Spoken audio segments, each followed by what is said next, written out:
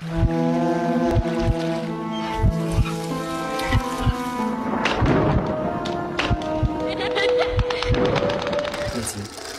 একটা ভয়ঙ্কর মৃত্যুদণ্ড যেখানে অপরাধীর গলায় একটি টায়ার জড়ানো হতো এবং সেই টায়ারটাতে পেট্রোল দিয়ে দেওয়া হতো এবং সেটাকে জ্বলন্ত আগুনে দিয়ে দেওয়া হতো।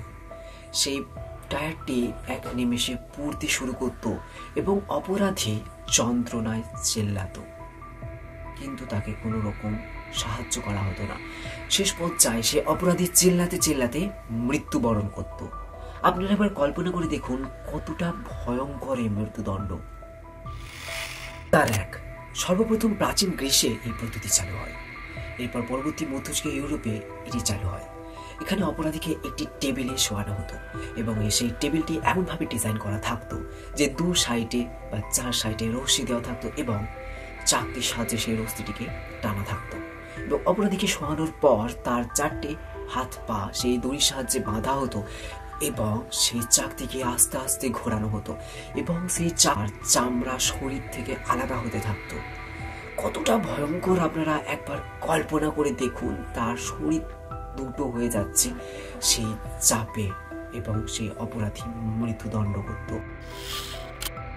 হেড ক্রাশার এটি এমন একটি যন্ত্র যেখানে অপরাধীকে তার মাথাটা ঢোকানো হতো এবং আস্তে আস্তে সেটাকে চাপ দিয়ে অপরাধীর চেওয়াল ছিঁড়ে যেত এবং চোখগুলো বেরিয়ে চলে আসতো।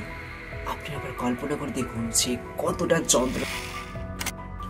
এটি এমন একটি চেয়ার যেটাকে ডিজাইন করা হতো জার্মানি হিসাবে। তোমার এখানে একটি চেয়ার, এর উপরে অপরাধীকে শোয়ানো হতো এবং তার 4 সাইডে বা 2টি হাতে ও 2টি পায়ে দড়ি দিয়ে বাঁধা থাকতো এবং আস্তে আস্তে চেয়ারের উপরটাকে উপরে তোলা হতো এবং অপরাধী তার কোমরে অনেক ব্যথা পেত। শেষ পর্যন্ত তার কোমরের শির দ্বারা ভেঙে গিয়ে সেই যন্ত্রণায় কাতর হয়ে তাদের কাছে ভিক্ষে চাইতো তার মৃত্যুর জন্য। ফ্লেম, যেটা আমরা অনেকে স্কিনিং নামেও জানি, এটা সব থেকে ভয়ঙ্কর একটা মৃত্যুদণ্ড যেখানে অপরাধীর শরীরের চামড়া ছাড়ানো হতো এবং তাকে রোদে শুকোতে দেওয়া হতো। আপনারা একবার ভেবে দেখুন তার কতটা কষ্ট হতো। তার জ্যান্ত অবস্থায় তার শরীরের চামড়া ছাড়ানো হতো এবং তাকে রোদে শুকোতে দেওয়া হতো।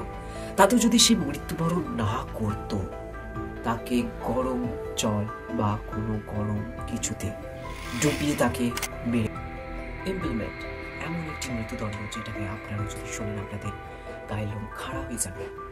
এটাতে এই পদ্ধতিতে অপরাধীর পেছন দিয়ে লাঠি ভরা হতো এবং তার মুখ দিয়ে বা তাদের কাঁধ দিয়ে লাঠিটিকে বের করা হতো এবং তার শরীরের সমস্ত কিছু কুচলে ফেলা হতো। এভাবেই তাকে অপরাধীকে মৃত্যু দেওয়া হতো এবং শেষ পর্যায়ে তার বডিটাকে র্যাট ইন প্যাকেট। সাধারণত ইঁদুররা অস্বস্তিকর পরিবেশে পাগলের মতন আচরণ করে, আর তারা এই আচরণকেই একটা হাতিয়ার হিসেবে ব্যবহার করতে শুরু করে। অপরাধীকে একটি টেবিলে শোয়ানো হতো এবং তার হাত পা দড়ির সাহায্যে বেঁধে দেওয়া হতো এবং একটি বালতির ভিতরে কিছু ইঁদুর রেখে চার বালতিটার উপরে কিছু জ্বলন্ত কয়লা দেওয়া হতো এবং সেই বালতিটি গরম হয়ে যেত এবং সেটা একটি অস্বস্তিকর পরিবেশ তৈরি করত।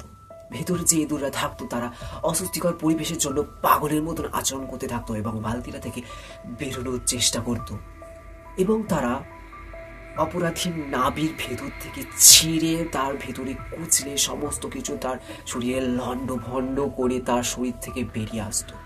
তাতেও যদি অপরাধী মৃত্যুবরণ না করত, তার শরীরের ভেতরে গরম কয়লা দেওয়া হতো এবং সে মৃত্যুবরণ করত।